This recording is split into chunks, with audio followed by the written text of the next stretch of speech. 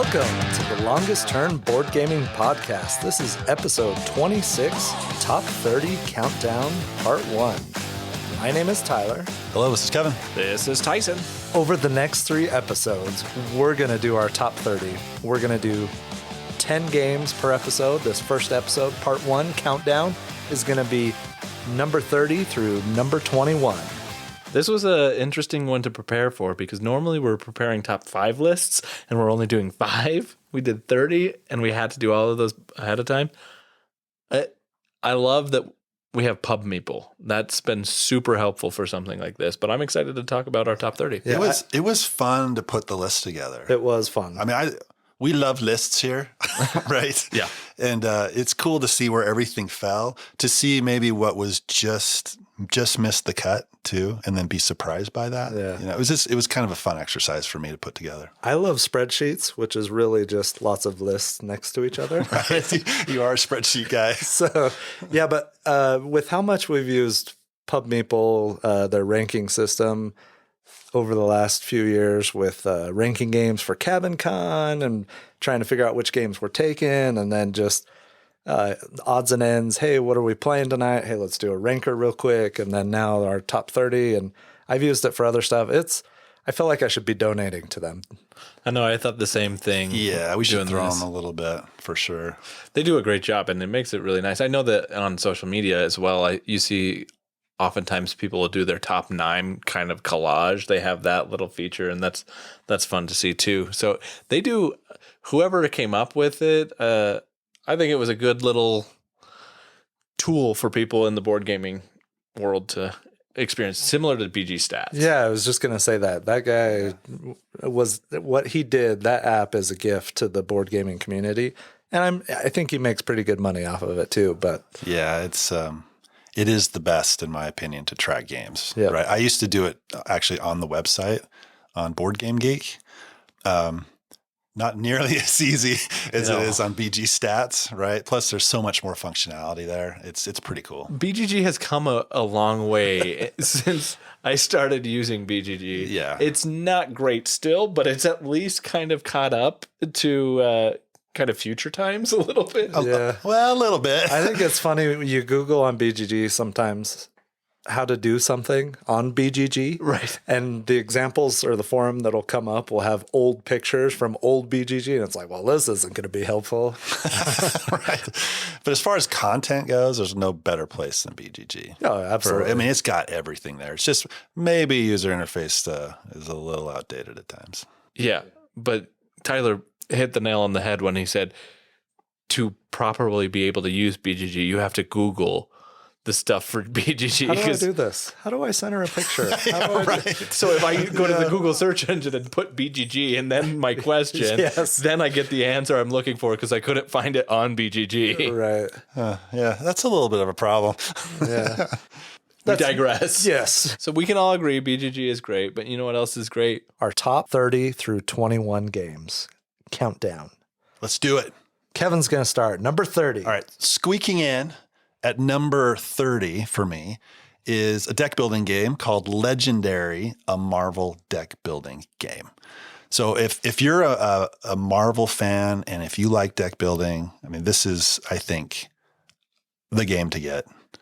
There's other Marvel kind of deck builders out there a little bit, but this is the one that I've enjoyed the most. So just really brief, the way the game works, you have a group of 5 heroes, you have an evil mastermind, and this mastermind has a scheme that he's trying to accomplish. If he accomplishes that scheme, you lose. He has villains that come out through the sewers and they're trying to escape up through the city. If that villain's deck runs out, then you lose, or I think it may be a tie.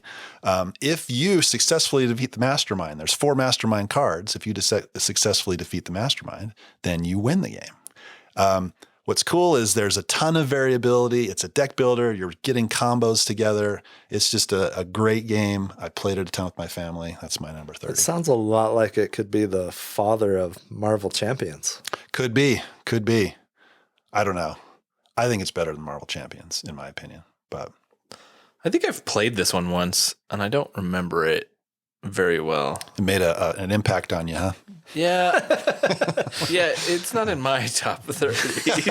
I have the Big Trouble in Little China one, and I was trying to get it played before we recorded one night. Yeah. And I read all the rules, and then it didn't happen, and I haven't gotten back to it yet, but I need to get it played. Mark gave that game to me like 5 years ago. Yeah. What's weird about this game is it's published by Upper Deck. Yep. And I looked at Upper Deck. I'm like, huh? they make games, but it turned out to be a great game. One thing I would mention: never play with 5. It plays up to 5. I do not like it at 5, so I would say 3, max 4 if you're playing it. Nice. That's my number 30. My number 30 is a game I think we all have enjoyed and talked about on this podcast before. It's Pulsar 2849, designed by Vladimir Suchy and published by Czech Games Edition. This is a dice drafting game that takes place in the year 2849, and humanity has harnessed the power of the pulsar. And so with that, your whole goal is to travel the stars and set up your pulsar gyroscopes, I think is what, gyrospheres, something like that. Gyro-y. Yeah, Gyrodynes. You have to set your gyrodynes up to, I guess, thematically harness the power of the pulsar and fuel civilization. This game has a kind of it's not pick up and deliver, but it's got this travel to different location mechanic that you unlock special things, you develop your tableau, you're kind of staking your territory. Yeah, there's a lot going on. Claiming stars or something. Planets. Yeah, you're flying. There's a lot of different objectives. The thing that I really love about this game is that the variability, every game is going to be different because you're setting out different objectives every single time. And the actions that you're doing actually are going to have different impacts based on the game you're playing, which is really interesting to me. The planets are set out in a different order every time, so that adds variability. Yeah, this made it, like I said, this is my number 30, and it's a little disrespectful that this I is think so it low deserves on to your be list. higher, Yeah, but I also spoiler alert, this may be higher on other lists. I don't know. Yeah. Maybe. We'll see. I like this game a lot. I'm not very good at this game, and I think the reason why it's here on 30 rather than higher up on my list is because I don't think I do very well when we play this game. I've always enjoyed playing it, but I think my score historically, I'm at the tail end of everybody every time. So maybe that has something to do with its placement, but this is got to be one of Vladimir Suchy's best games, if not the best game that I think it's his best. Yeah, his best game, and the dice drafting mechanic in it just blew my mind the first time we played, and every time I play after, I'm like, oh my gosh, this is amazing. Yeah. So yeah, great. You got to watch out for the guy that's buying the transmitters, though. You can't just let one person buy all the transmitters. Someone else has to step in and prevent the runaway. This is my favorite Vlad game. Is it? Are we going to see any more Vlad games on your list, Tyson? No, I think this is the only one on there, actually. So yeah, no, that was my number 30, Pulsar 2849. All right, so my number 30, this almost didn't make my list. I had it below 30. I felt like it deserved to be in that spot, though. It's a classic. It came out in 2000. It's Carcassonne. This was kind of one of the games that I played a ton right when I started to get back into gaming, I guess. It is a tile game where you draw tiles out of a bag and then you're playing one tile per turn on the table, and you're slowly together as a group building out this massive land mass that has cities and roads and cloisters and farms, and you're trying to score the most points, and you score features along the way. Farms you score at the end of the game. If you can figure out how to score them. That seems to be the most complicated part of the game. Because there have been multiple rule. Are they 3 or are they 4? Yes. I always preferred the 4 point. I did too. Yeah. But I love this game. It's a wonderful game. I have tons of expansions. I think I played like a 3-hour game that put everything in there. Yeah, I mean, just covered the whole table. Yeah. It was awesome. There are a lot of cool expansions and lots of terrible expansions. Yeah. But this is a great game designed by Klaus Jürgen Wrede. and is published by Hans M. Gluck. It's a good one. I've been playing this one for years. I have the big box number 2 of Carcassonne. Nice. I always avoided the big boxes because I had already bought some of the you didn't want to contents. duplicate And I didn't want right? duplicates of some of the expansions, but I did my best to find like the Count and all the other little mini expansions that came out. I don't know.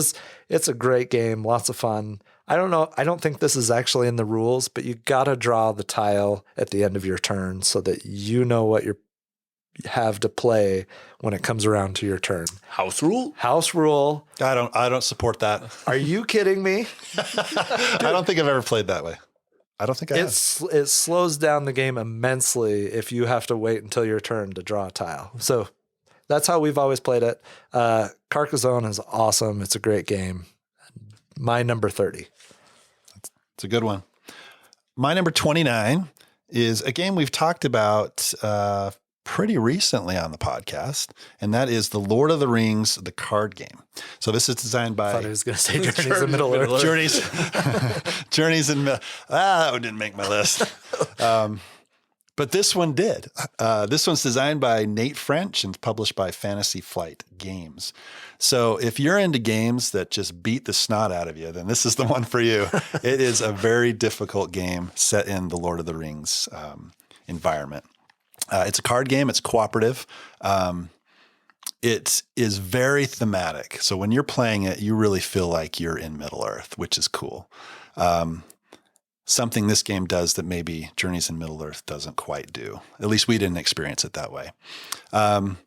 So, just a little bit about how the game plays. You're going to build your deck before you play, right? And you're going to customize that deck, hopefully, to the scenario you're playing. The better you do that, the more successful you're going to be. And that's one of the things I really like about the game is you really have to focus on the deck building aspect of it. If you don't, then you're probably not going to win, right?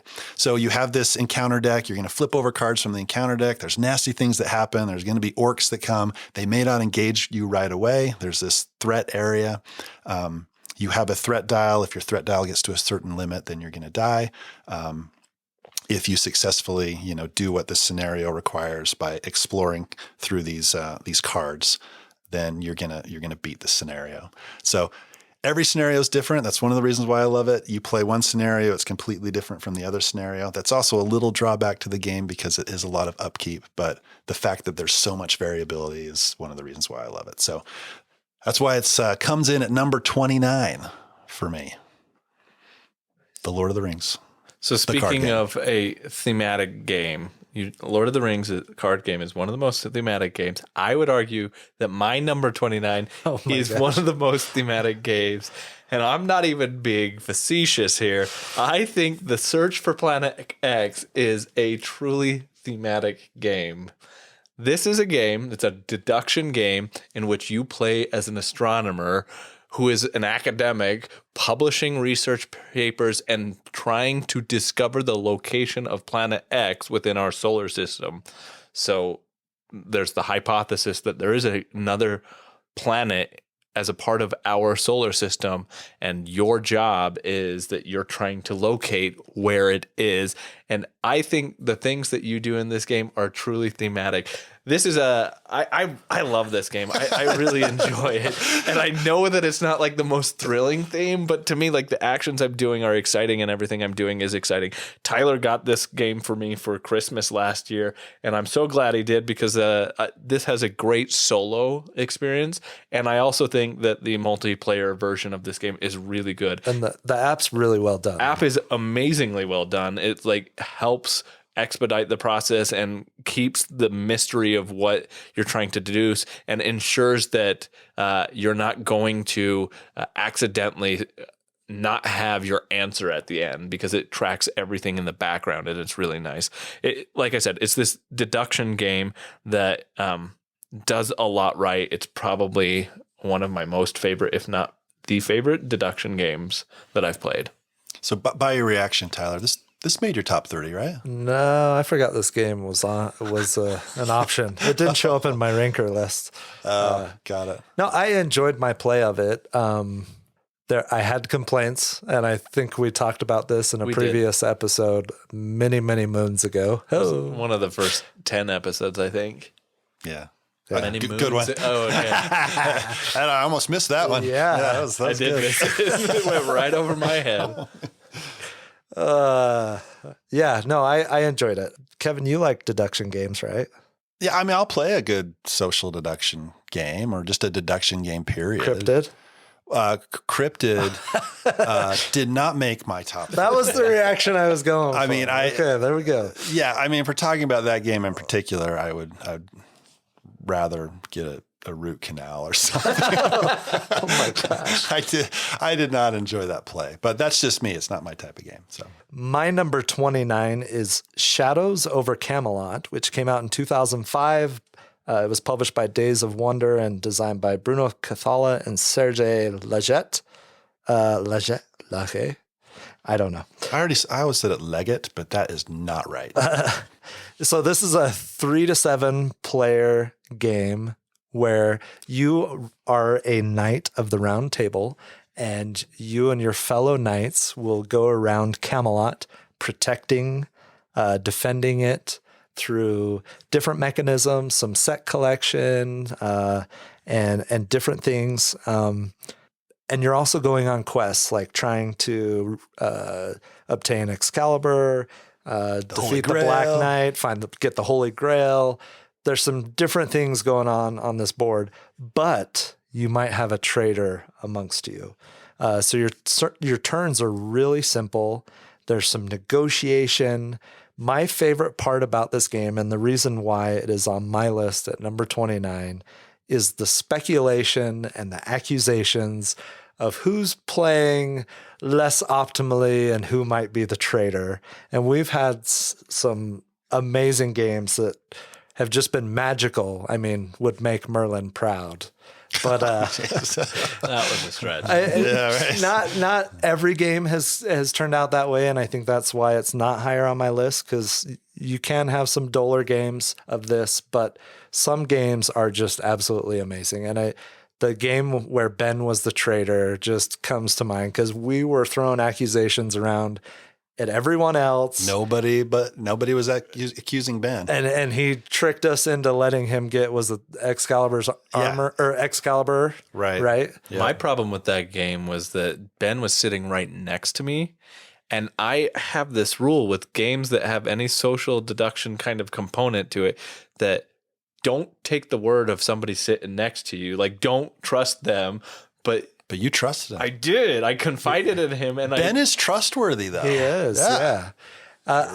Luckily, I think we ended up defeating him just barely, but which was an exciting finish. It was cool. Incredible. This is an amazing game. I don't have the expansion. Do you have it, Kevin? I actually sold it. You did. Yeah. I mean, it's a very well out of print. Yeah. You gave me a copy of this years ago, which was awesome because even then it was out of print. Yeah. But I love this game. It's a lot of fun. It's really fun to try and figure out who the traitor is. And it's also fun when you're the traitor, trying to figure out ways to thwart the group.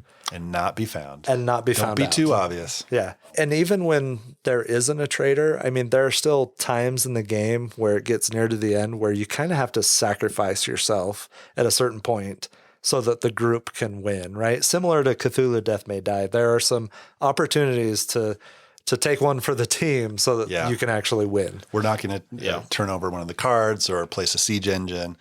I'm just going to take a life point and kill myself. Yeah. But even fall on my sword. Way to go, Galad. Even those decisions can be dull, though. Like it's requisite, but it's not like in Cthulhu Death May Die, there are times where you have to kill yourself and it's a spectacular death. In Shadows over Camelot, you're on fire. You have 4 cultists and Cthulhu on and your you're tail. cathartic right now, laying with a bunch of other cultists. You have a fear of crowds, and you're like going nuts. Yeah.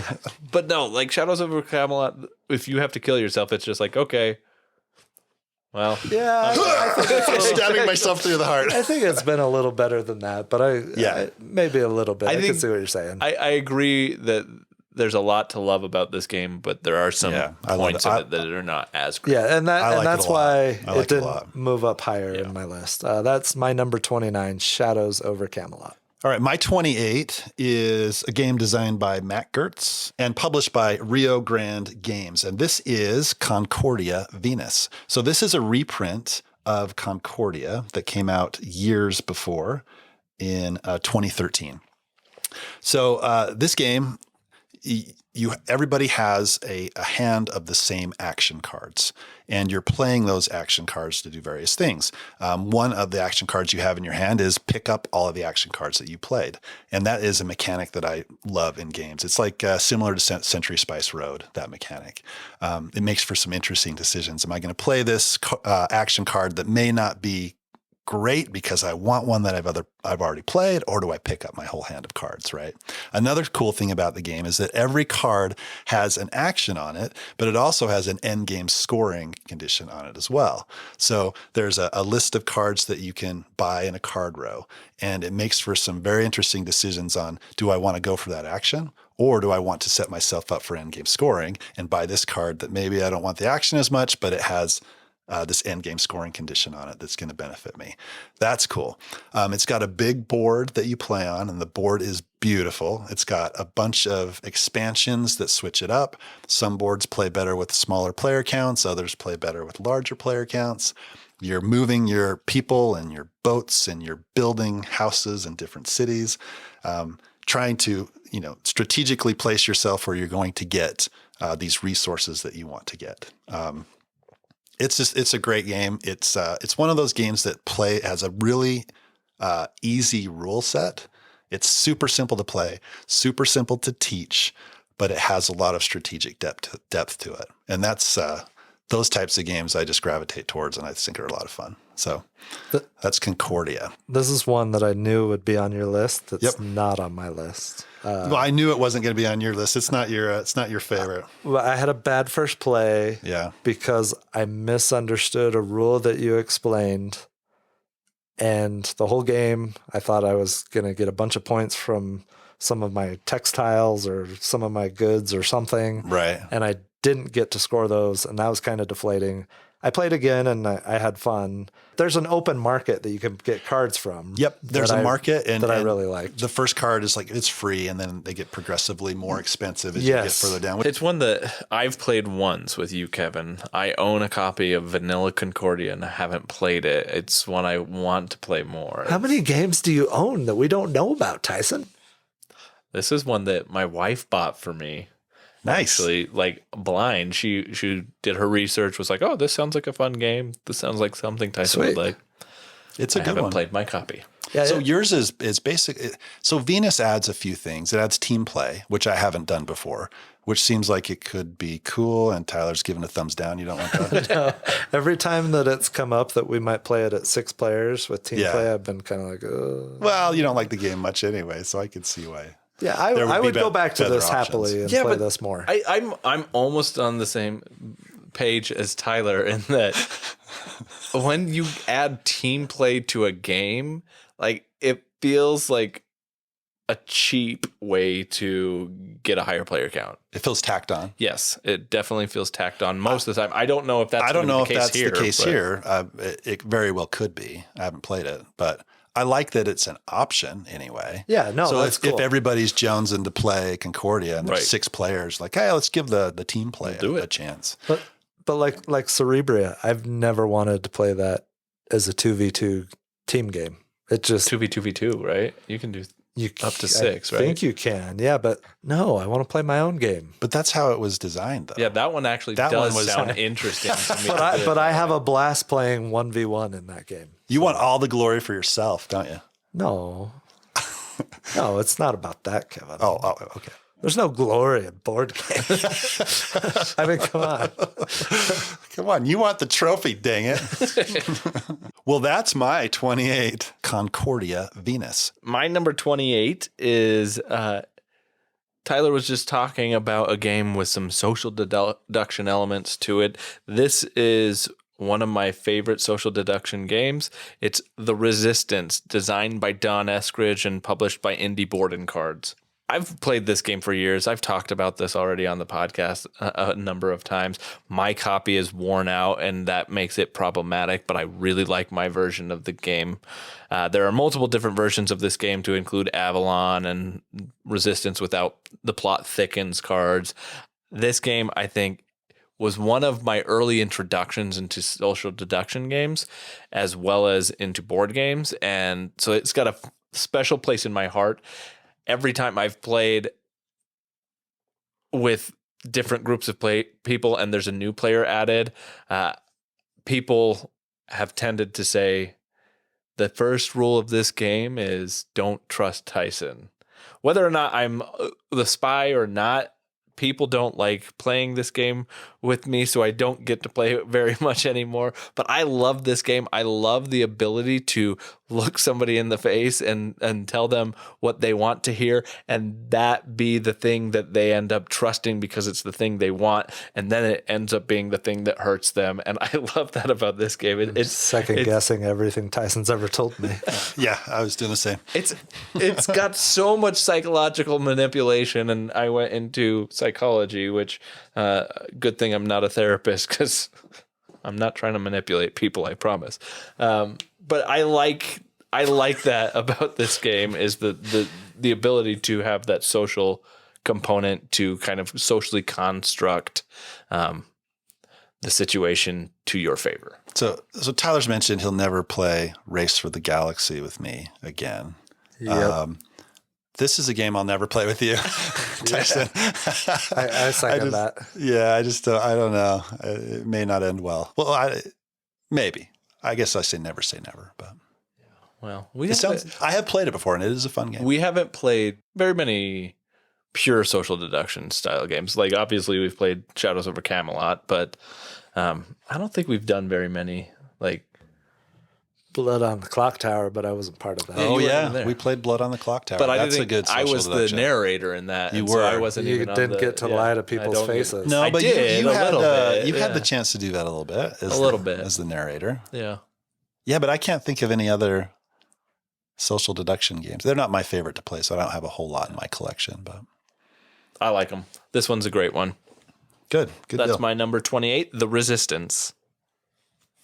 So my number 28 is a game that came out in 2015, and it is designed by Antoine Bauza and Bruno Cathala. Hey, another Bruno Cathala game. So this game is in the family of the Seven Wonders games. It is the second one that ever came out, Seven Wonders Duel. And it is strictly a two-player game, one of two-player games on my list. This is my favorite of the trilogy of Seven Wonders games. I think this game is much better than the base game. It plays very quick. It has lots of similar mechanics. There's card drafting, but it's an open card draft. Instead of passing cards from player to player, you can build monuments to get one-time bonuses. You're acquiring resources and purchasing cards to lay down in front of you. And some of those cards work towards paying for other cards in the future, whether it's a resource card or it's a military card that if you have it, it's got a symbol and you can get another military card in the future for free that has that same symbol. So this is played over 3 ages, and each age has a different configuration where the cards are laid out and some of them are face down and some of them are face up, and they're overlapping. So as you draft cards, new cards become available, and you can kind of see what's ahead of you, and you're taking turns going back and forth with the other player. If you make it all the way to the end of the game and have drafted all the cards and nobody's won through a scientific victory or a military victory, then you count up your points from all your cards and your monuments, and whoever has the most wins. But where this is really exciting is when it comes down to someone, the other player, or you potentially getting a military victory. There's a tug of war type track where as you're trying to get the military token to the other side of the board, and the other player is trying to get it to your side of the board. If you're successful in getting it all the way over there, you win, which makes it really interesting because there are times where you go to draft a card and you might have 2 or 3 choices, and depending on which card you pick, something might come up that allows the other player to win or allows you to win. There are lots of interesting decisions. It plays really fast. This game's on Board Game Arena, and really, if you're playing it real time, you could play it in 15 minutes on Board Game Arena. Yeah, if not quicker than that. Yeah, it's fast. If you collect 6 different scientific symbols, you can get an engineering victory. So there's a couple ways to end the game early. Like I said, otherwise you tally up your points and whoever has the most wins. But yeah, the fact that it's a drafting game for 2 players blows my mind, because typically that doesn't work with 2 players, right? You pass a group of cards to like the person you're playing with and just get them right back, right? But it's just genius to me that they developed a drafting game that works for 2 players and it works so well. I think Base 7 Wonders is fantastic, but I do like this one better. Than Base 7 Wonders. It does blow away Architects. I think you're both doing a severe disservice to Architects. To Architects. Get out of here. I mean, that's not my favorite. I haven't played it enough to really say if it's a terrible game, but I wasn't blown away by my first play. That's for sure. Or my second. Yeah. Or your second? Or my third. It's much more simplistic, that's for sure. So that was my number 28, 7 Wonders Duel. All right. So my number 27 is a game that came out in 2004. It is a classic, and that is Power Grid. This was designed by Friedemann Friese and was published by Rio Grande Games. So we've talked about Power Grid before. I love this game. It is one of the rare games that I think plays best at 6. I love it at 6. I also love it at lower player counts. I wouldn't do it at 2 or 3 because there's things in the game that require that are better with a higher player count. It's a tight economic game. There's a million different expansions for it.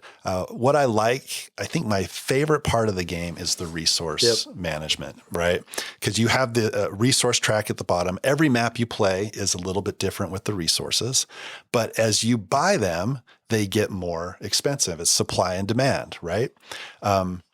If you are later in turn order, you will have to buy more expensive resources. Or I've been in games where you get completely shut out of resources, which is a terrible spot to be. So there's this kind of push and pull of, if you're in the lead, you're going to get the worst choice of both places on the board and resources. If you're in last place, you're going to get best choice, but you may not be able to catch up.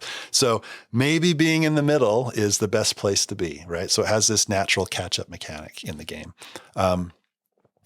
There's auctions for power plants. There's all kinds of things in the game that are just super fun.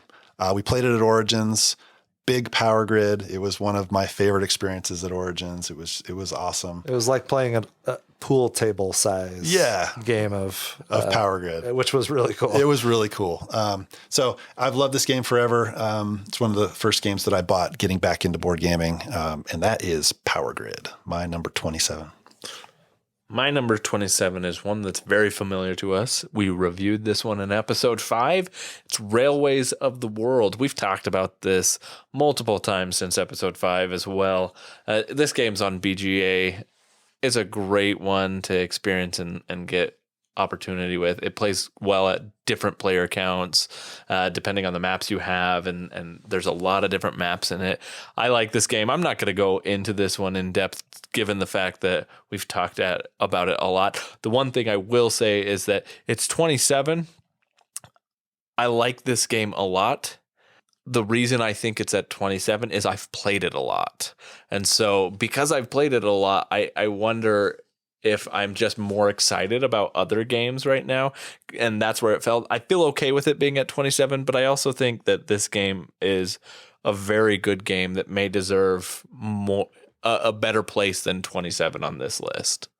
Yeah, it's a great game. It may appear later. Tune in to find out.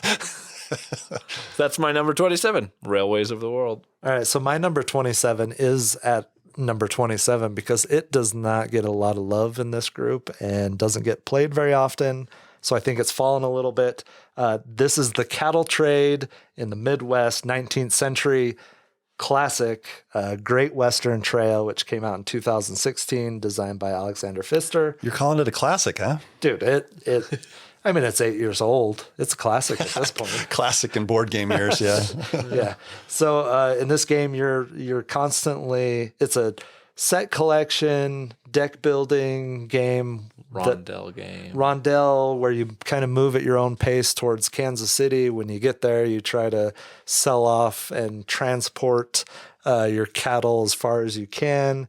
A varying group of cattle that you're culling your herd to try and get the most valuable herd of cattle. So you're adding buildings to the map. On each turn, you can move 1 to 3 spaces. So someone might be moving to Kansas City really fast. They might get there twice before you get there once. You're moving at different pace, but really cool. There's different routes you can go. You're always moving towards Kansas City. But there's lots of interesting decisions. You can buy cowboys that help you be more efficient at gathering cattle or purchasing cattle.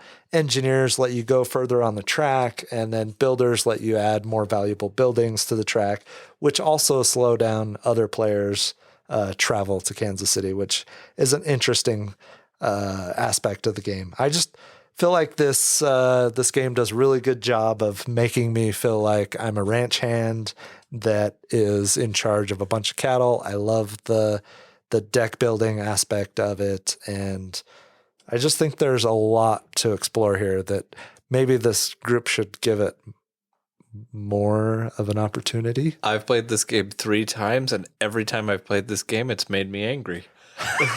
Every time, I just don't like the game. Don't listen to Tyson. In fact, on this list, I put it on my pub meeple ranking system, and as soon as I did, I was like, "Why did I even put it?" Did you delete it? No, I didn't delete it. I left it there so that everything could beat it out. It was the very last thing on my list. Man, that's rough.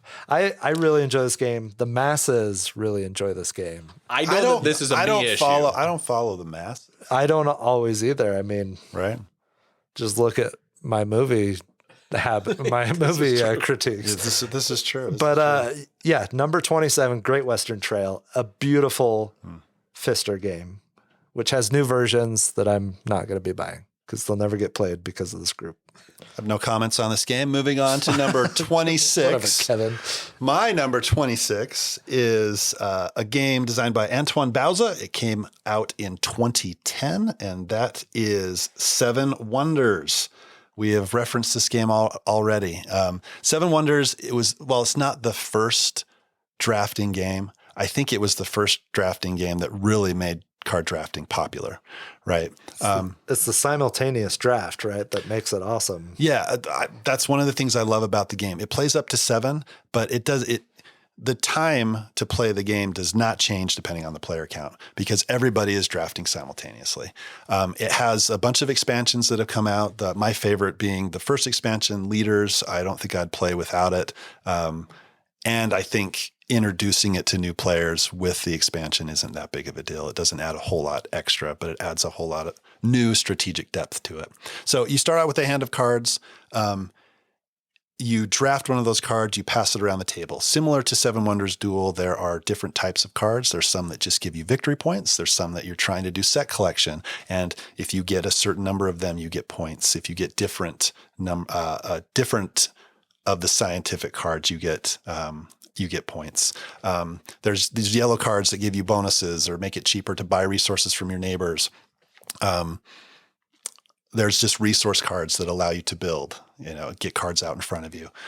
What I love about the game is getting a hand of cards to start the round and that agonizing decision, because there's always going to be multiple cards that you want, and trying to decide, what am I going to draft? Also looking at your neighbor and what you're going to pass on to them, and seeing a card that they really need and trying to make that decision of, do I draft that card? Do I do a little bit of hate drafting? Do I stick to my strategy and draft the card that I know is going to benefit me? That decision is awesome.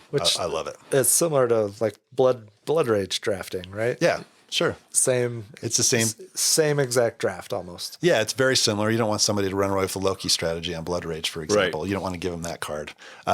I love that about drafting games. I think Seven Wonders does it great. And that's why it makes it into my list at the number 26 spot. My number 26 game is a game that is at number 26, and I'm not sure if my How it hype got there? Yeah, like part of it is I think I've got this hype and this anticipation for this game. I've played this game, but I haven't played it very much. It's 26. It's After the Empire, designed by Evan Halbert and Ryan Mauk, published by Gray Fox Games.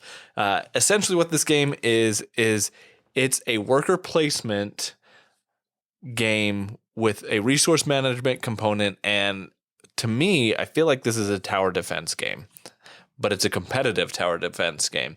Each player has their own player board. They have their own keep that they have to take care of in the Middle Ages, essentially, before. So it's during the Middle Ages, and it's the period of feudalism, right after the fall of Rome, and you're trying to build up your own area. You've got your keep that you're creating, and the 3D components of this game are really great.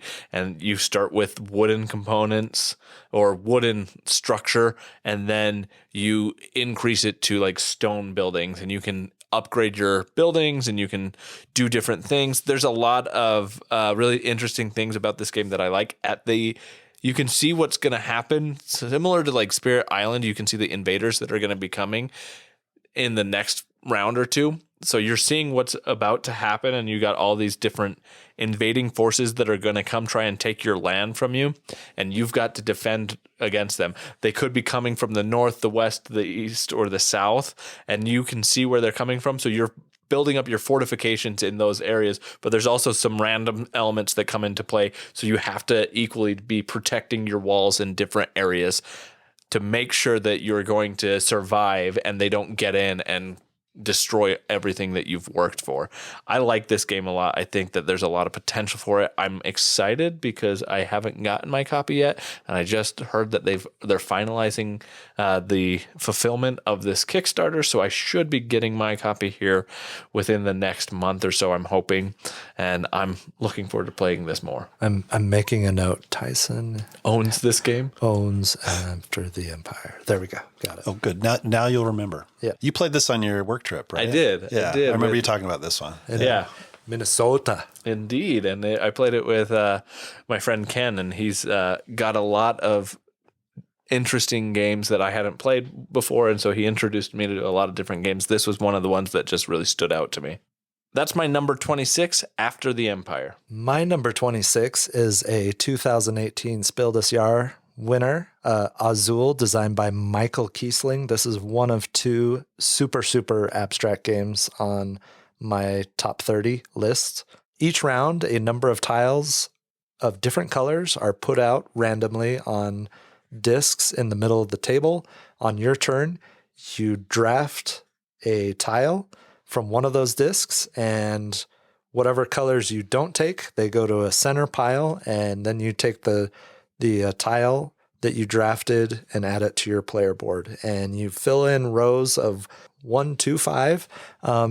And at the end of the round, for each row that I've completed, I get to add a tile from that row to a 5x5 grid. So you're drafting tiles and then adding them to your player board. Eventually, someone will draw from the middle pile, and they take a boon / penalty, a point penalty, but then they get to go first in the next round if they're the first player to draft from the center.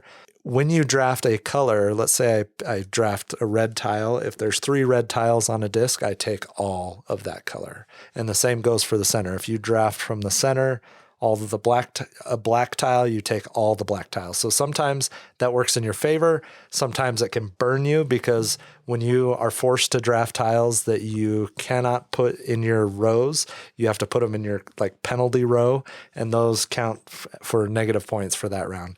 So at the end of the round, everybody scores their rows. You get points for tiles. You get more points for tiles that are adjacent to each other when you connect rows and columns of them. You're trying to fill in your 5x5 grid as much as possible. I love this game. It is so simple, and yet it has so many amazing decisions. There's hate drafting. Oh, there's a lot of hate drafting. But it doesn't feel It's malicious. not bad, yeah. No. It's just expected and understood that, hey, they're not going to let me have this amazing tile. This could completely finish that row or column. You get bonus points at the end of the game for completed rows and columns. And if you have all 5 of one color out there on your grid, definitely should have won the 2018 Spiel des Jahres, which it did. Very much warranted. I love this game. It is my number 26, Azul.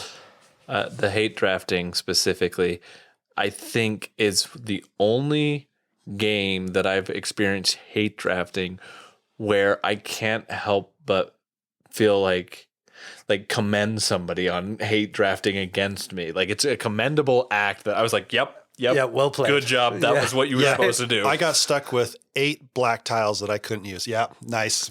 That's what I deserved. That's a lot of negative points. Yeah, right. Yeah. They're just interesting. Well, and the interesting decisions of if I really need these 2 colors, but if I go for this one, is this one going to make it back around to me? And if I go for that one, is the red one going to make it back around to me? Lots of cool decisions. Very simple, but just such a beautiful game. And the more you play it, the more you see, right? So like you don't want to tie up certain rows for the next round because you're not going to have as many options. So, it's one of those games like I talked about before where it's super simple rule set, but the more you play it, the more you see strategic depth to it. So it's a great game. It's awesome. Well worth it. Your 26th spot. Yeah, that's my number 26, Azul. So my number 25 is a game designed by Andreas Stedding and published by Z-Man Games. And this game is Hansa Teutonica. I've talked about Hansa Teutonica quite a bit on this podcast already. This game wins the award for worst box design.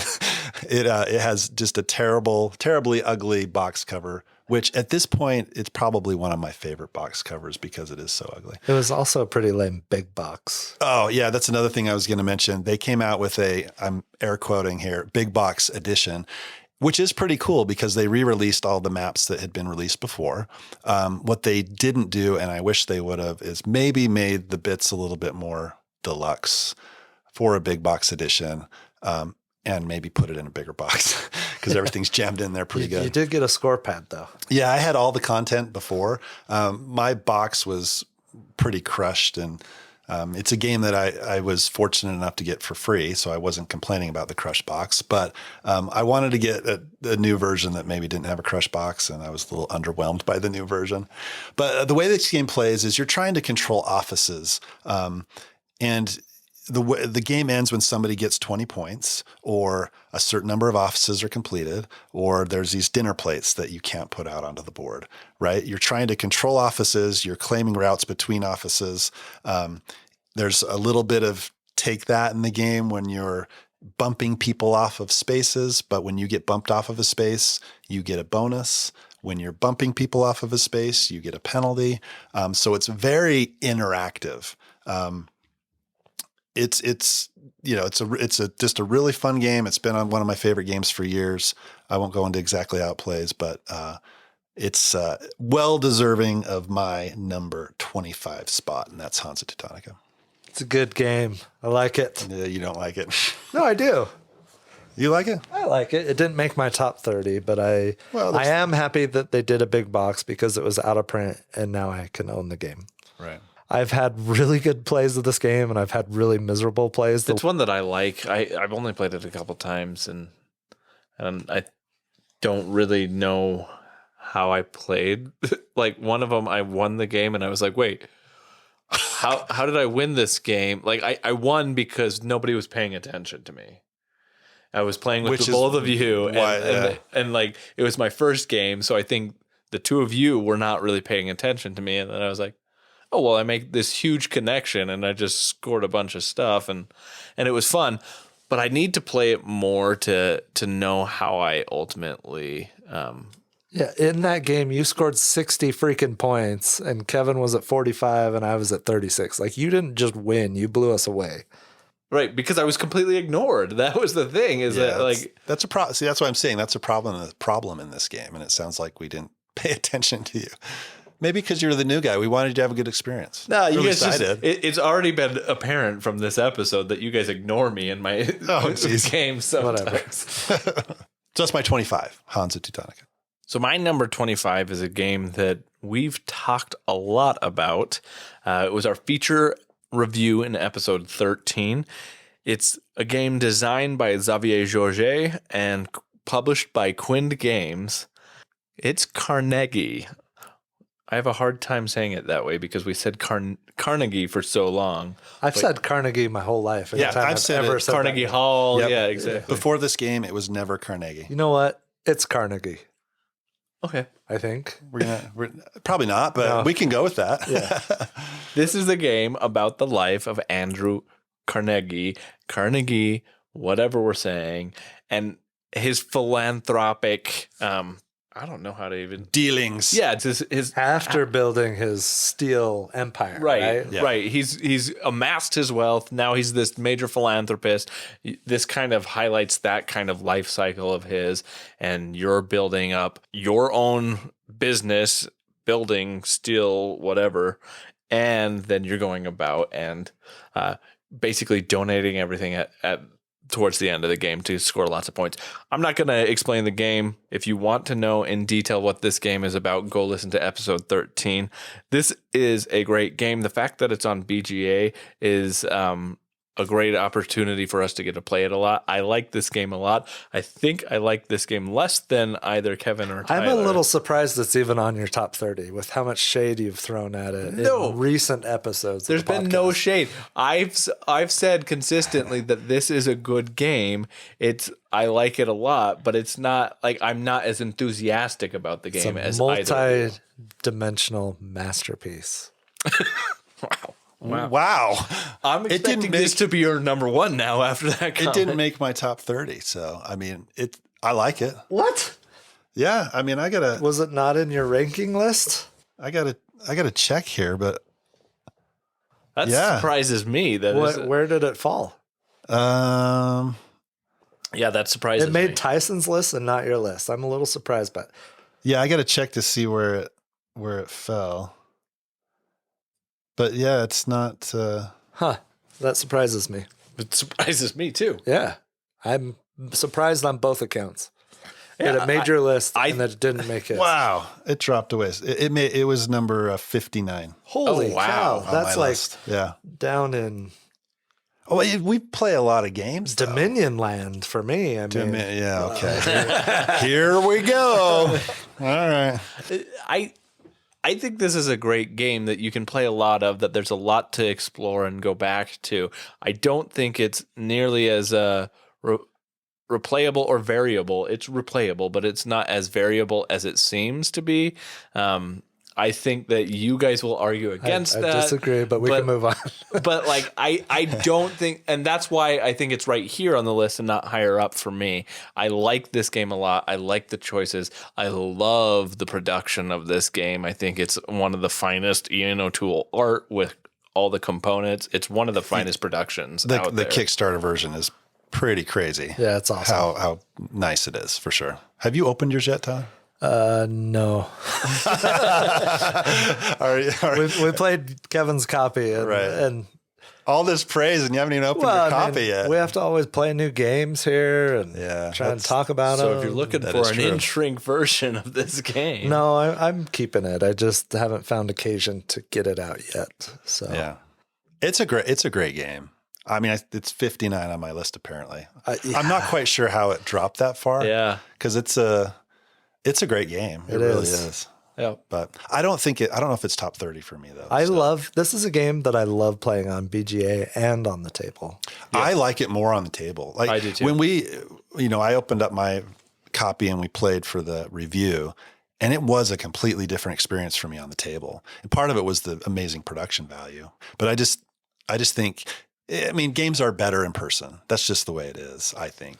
But that action 99% of the time. For the most part. Yeah. There's some that are better digitally, but yeah, almost always it's going to be a better experience on the table. That action selection board specifically when it's on the table is just so much easier to interact with, I think, than on BGA. Like, it's so much easier to see the nuance of the decisions that other people are making, and I like it. Are you playing on your 90s flip phone? Like, yep, basically. I'm just kidding.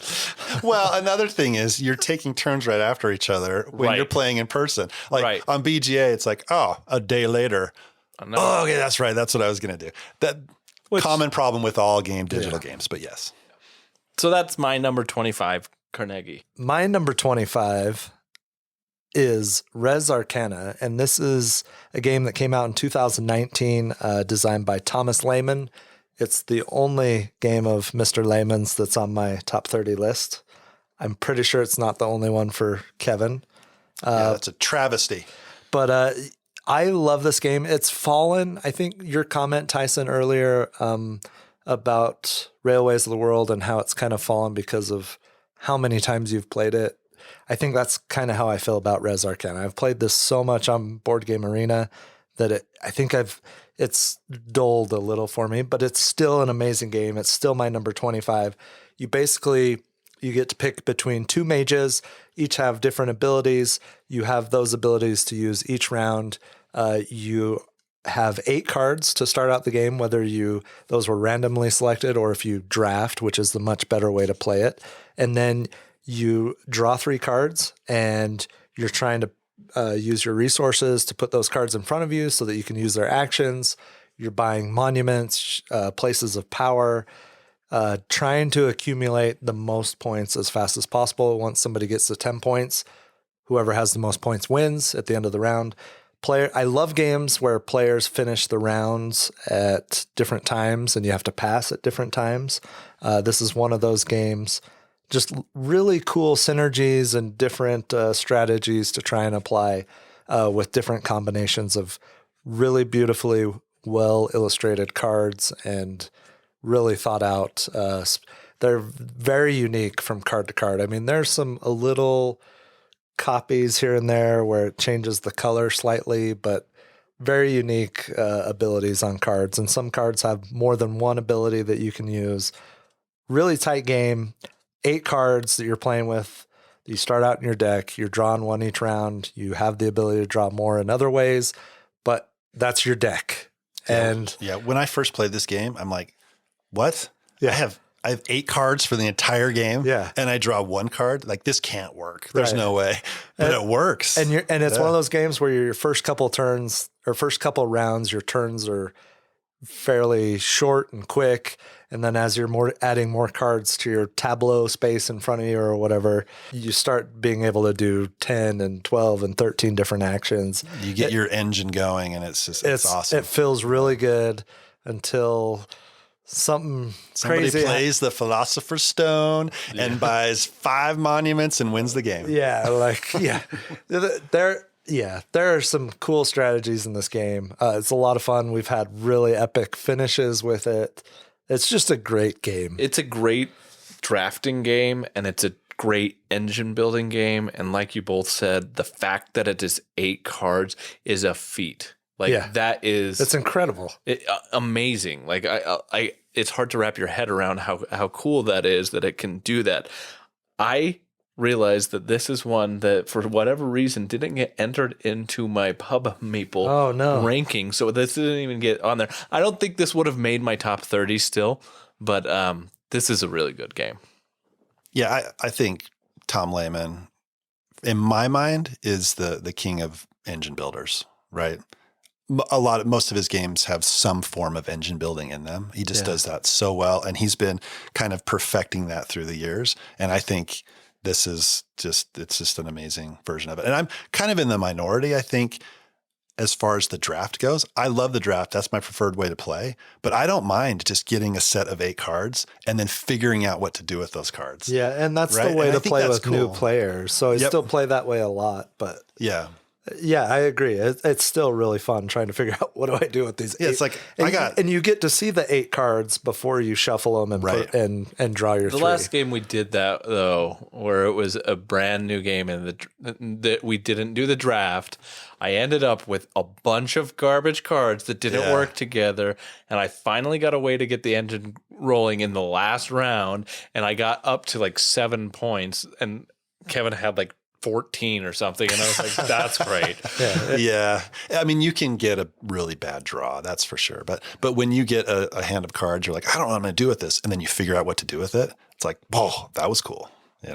Well, and then we played with John on BGA from I still feel bad about that. the discussion phase. Yeah. And it was his first play, I think. And Kevin, you had 3 or 4 dragons? Yeah, I got dealt, and I That's had the game I'm talking about. and I had like the dragon tooth where I could get dragons out easy, right? It's like, well, he's going to hate this game. Like, I know. Because that's the main Take that. take that mechanic in the game is when you play dragons that force other players to lose resources. And if you know the game well, you can time the dragon attacks when they Ruin you and don't take have all your gold like they did. Yes. Exactly. I've done that to you, Tyson. I love that. I know.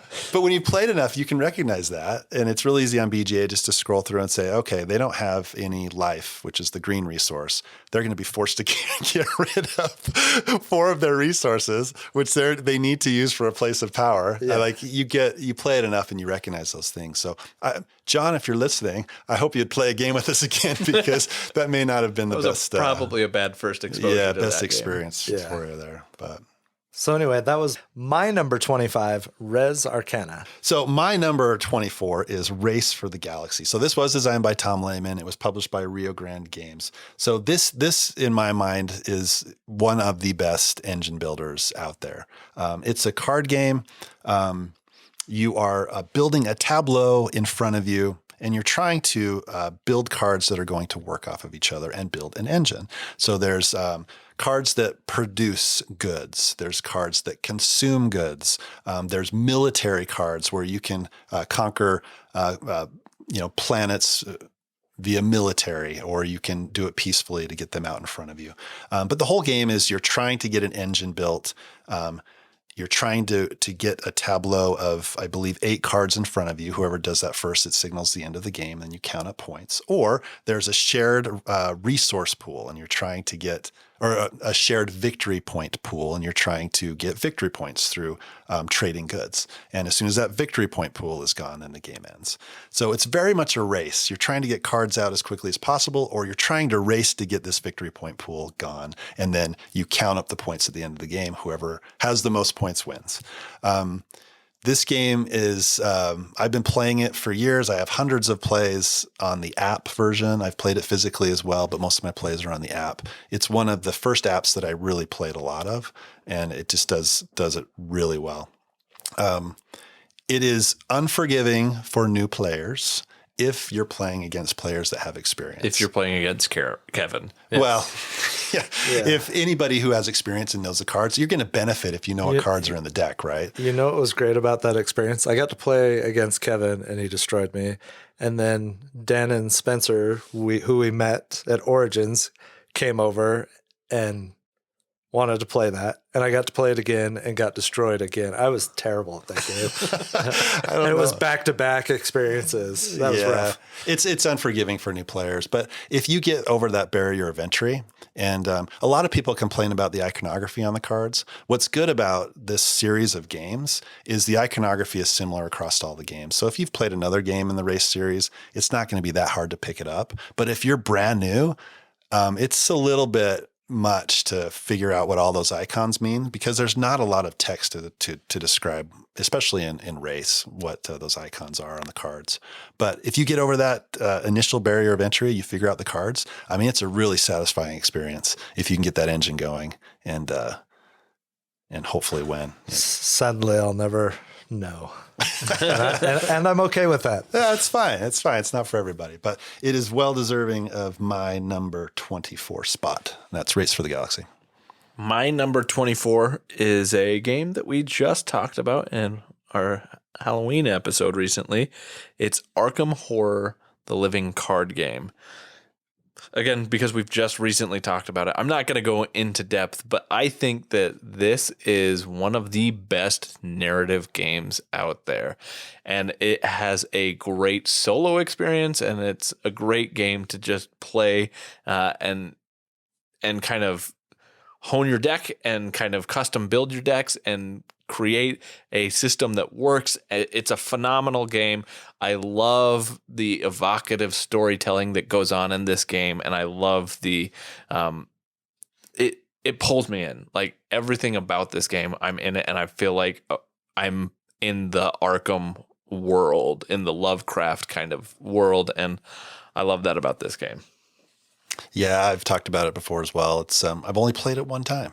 It's tough to get to the table for me for some reason, but there's a lot to it, right? It's a Fantasy Flight game, and there's, as everybody knows, a lot of rules overhead for Fantasy Flight games. But if you get through those rules, I still remember that first game I played. It was amazing and thematic, and it's something I want to revisit again for sure. Yeah, and I agree that basically with a Fantasy Flight game, especially of this variety, it's harder to get to the table. Even though it is really well done for a solo play, it's just you've got a lot to understand, check, and if you haven't played it recently, you're constantly looking at that rule book until you've kind of got everything down. The system's not too, like, the sequence of play is not too terribly hard, but at the same time, it is, okay, if X happens, then I must do Y and Z, and you have to follow that kind of flow chart. And that's a little bit difficult, but it's worth the endeavor, I think, to go and experience this one. That's my number 24, Arkham Horror, the living card game. So my number 24 is a game that I talked about recently in our anniversary episode 23. It is Nova Luna. This is the other super abstract game on my list.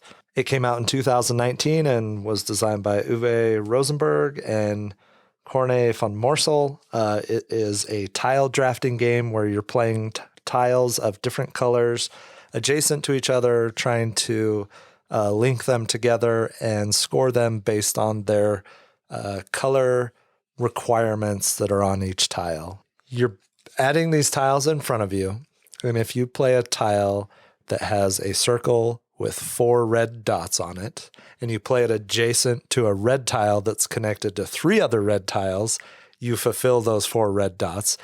You have 20 tokens. You cover up that circle with 4 red dots with one of your tokens. You've now scored that feature. You can't score it again, and you have 19 more tokens to get rid of before everybody else gets rid of their 20 tokens. I like the drafting in this game.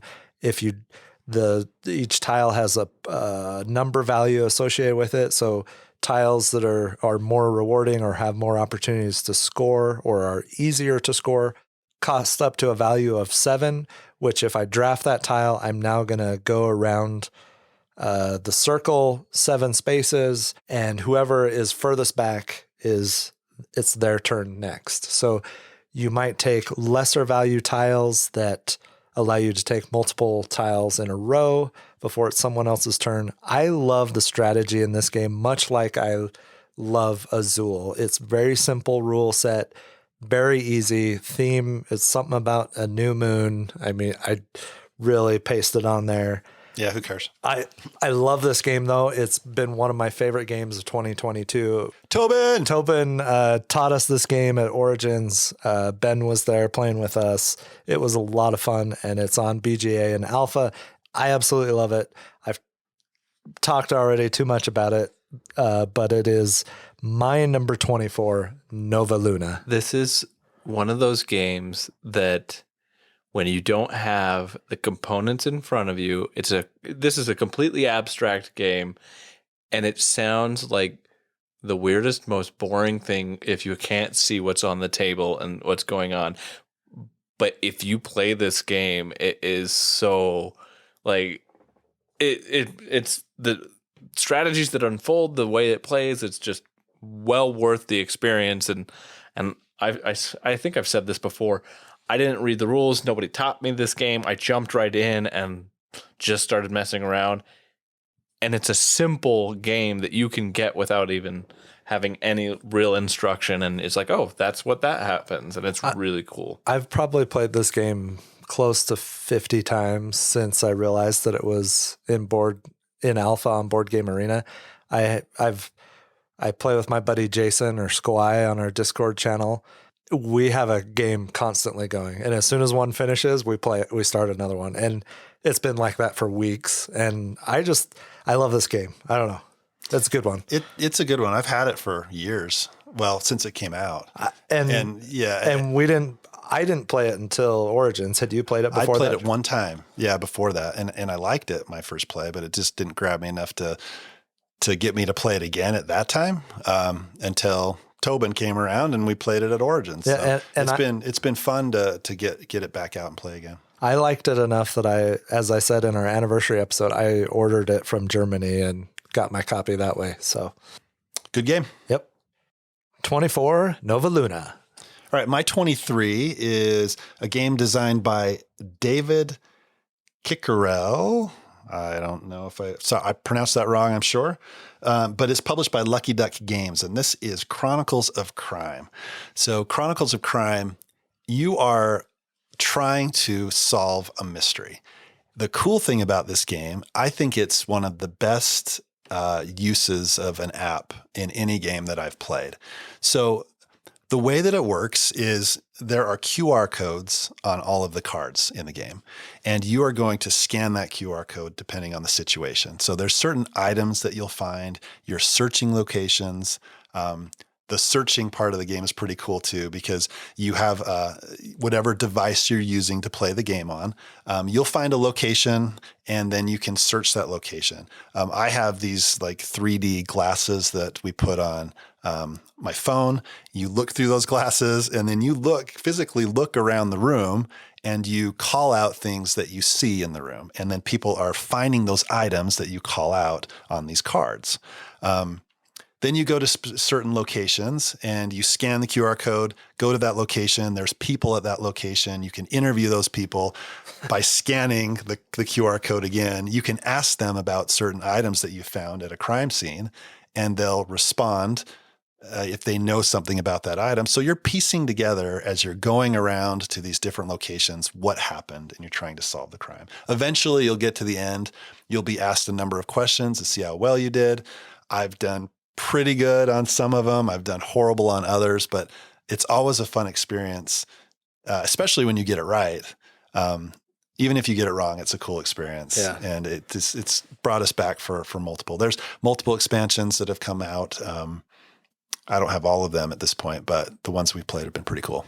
I haven't played through everything. We probably played through 30% of all the content that's available. This is one of those games that I see it on the shelf randomly when I'm walking past my games and I'm like, oh, we need to play Chronicles of Crime, but we don't ever get to play it.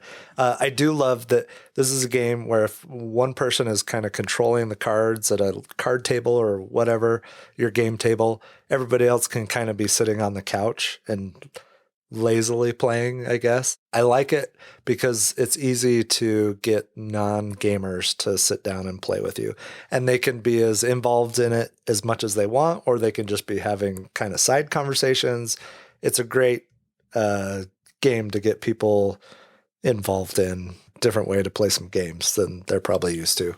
Yeah. For me, I do think it's can be more fun when everybody is engaged in the game, though, right? Yeah. You know, my mother-in-law or father-in-law can be sitting on the other side of the couch and they don't care if they're the ones scanning the cards per se, right? They can just yell out, "It's Professor Plum with a candlestick in the observatory." Yeah. It's the stupid. Yeah. Yeah. It is cool that each time you do an action, whether you're scanning an item or scanning a card to talk to someone, it burns time. Right. And there's progression of time there, which makes it interesting. Yep. Yeah. And when that time runs out, then that's when you have to try and solve the mystery. And if you've burned time doing stuff that you shouldn't be doing, you've followed a red herring somewhere, right? Then you're not going to do so good. So, so that one's my number 23. Chronicles of Crime. So my number 23 is a game published by Eggertspiel, designed by Flaminia Brasini and Virginio Gigli. I'm sorry if I mispronounced any of those. This is the game called Coimbra or Coimbra. It is a game for 2 to 4 players in which you are drafting dice and using those dice as a worker placement. So this is a dice as a worker placement game, which I really love that type of mechanic in a game. And what you're doing is you're trying to use these dice. You can use them to recruit citizens. You can send them on expeditions, or send them to monasteries. This game also has, similar to like Orleans, the track, like a map on it that you can go around and you're trying to unlock the specific bonuses of those cities and on the grid. And then there's this synergy of all these different mechanisms that work together. It creates this really engaging experience that I really have always come to enjoy when I play this game. I've only played it a few times. There's a number of times that I've looked at this game at stores and thought, I should buy that one. But I haven't pulled the trigger because I know, and I'm looking at it right now, that it sits on Tyler's shelf. Of shame. And it's never been played by this group. And so I just fear that if I purchase a copy, it's never going to get played. But I love this game, and I think it's one that has a lot of potential. The spiritual successor to this one is like Alma Mater, and I have heard that this Coimbra is better, and so I never even went into trying to get that one either. But this game, I think there's a lot of great variability in it. There's a lot to go back to. Every time I've played it, it's really interesting. They have this board where you don't have like tokens or things to keep track of your resources. Instead, you have a track where you can go up and down for all of your resources. And I thought it was a really, at the time, innovative way to keep track of all those resources and the way it worked. Yeah, this is a good game. I don't know what else to say about it. I think that it just needs to get played by this group so that you guys can experience why it belongs on your top 30 lists. Let's do it. Bought it for a reason. I just haven't found the time. Yeah, it's not like we don't have a lot of other games to play either, but right. I like this game a lot. That's Coimbra. My number 23. My number 23 is sure to be on Kevin and Tyson's list higher up. It is the Quacks of Quedlinburg that came out in 2018. It is a bag building, push your luck game where you are a quack in the market of Quedlinburg, and you are trying to build or make concoctions without exploding your pot by drawing ingredients out of a bag. If you draw too many of the white chips, then you will explode and your round is over. You will still get some benefits at the end of the round, but not as many as everybody else who didn't explode. So other players can stop when they choose to stop. And once everybody does that, there's lots of end of round things that happen very quickly, rewards and purchases. And purchasing of new ingredients to add to your bag, which is the bag building aspect, obviously. I really love this game. It's played over 9 rounds. It can play really fast.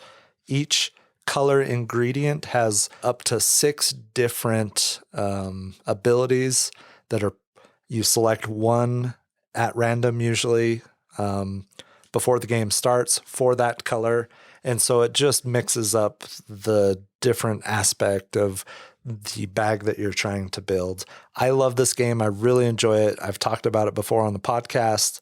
It was designed by Wolfgang Warsch, and it's a great game. There's lots of randomness. It's not the greatest game ever, but I love it because it's a little bit heavier and it's easy to introduce to different players. I played this 44 times, and it is the game that I've probably introduced the most to non-gamer people. Out of all the games in my collection that have any strategy to them at all. So I really enjoy it. Quacks of Quedlinburg, my number 23. I love bag building. I do too. And there happens to be a game that does it a lot better. So much better. There's something more recent that I think we'll talk about later. But, Quacks is a good game. I don't think it's a bad game. It didn't make my top 30. I've just had some underwhelming plays. It's really deflating when you're in your last round and you just... Yeah, bad luck and explode you just early. Have terrible luck and you explode super early. You're like, but that's just the nature of this game. It's just it's not my favorite. I like a lot of what it's doing, and I actually think it's a very clever design. Like, I think it's done really well. And I agree with you, Tyler, that this has the potential to be able to be introduced to just about anybody and they can get involved. But yeah, that push your luck element of it, which I really think is clever and I enjoy. I just feel like the game is heavier altogether for that mechanic to be just completely random, and then your whole game is ruined by blowing up right at the end.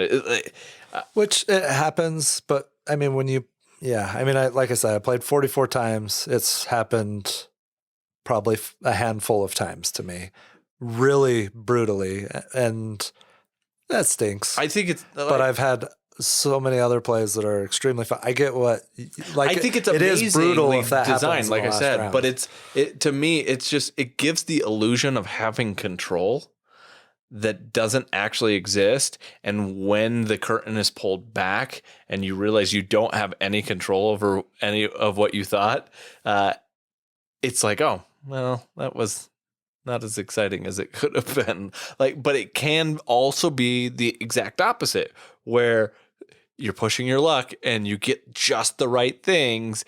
And then it's really exciting that, hey, I did. And I kept going. I went all the way around my board and I got this really great payoff, and it can be fun. That's what's awesome about push your luck games is you can have those epic experiences that you don't have in other games. Well, it's like when you almost went to the top of Can't Stop in 3 columns in the same turn. Right. The whole way. And then literally the last roll I died. Yeah.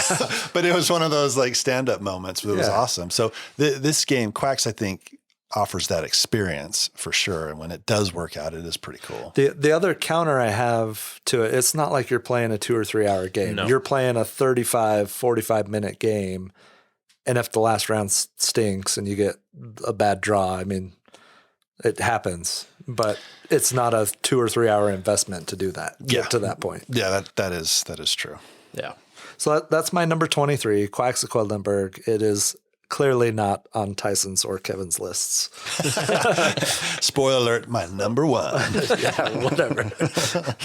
All right, so my number 22 is a game designed by Hervé Marley, and there are a bunch of publishers mentioned on BGG. I don't know who published the English version of this game, but it is Skull.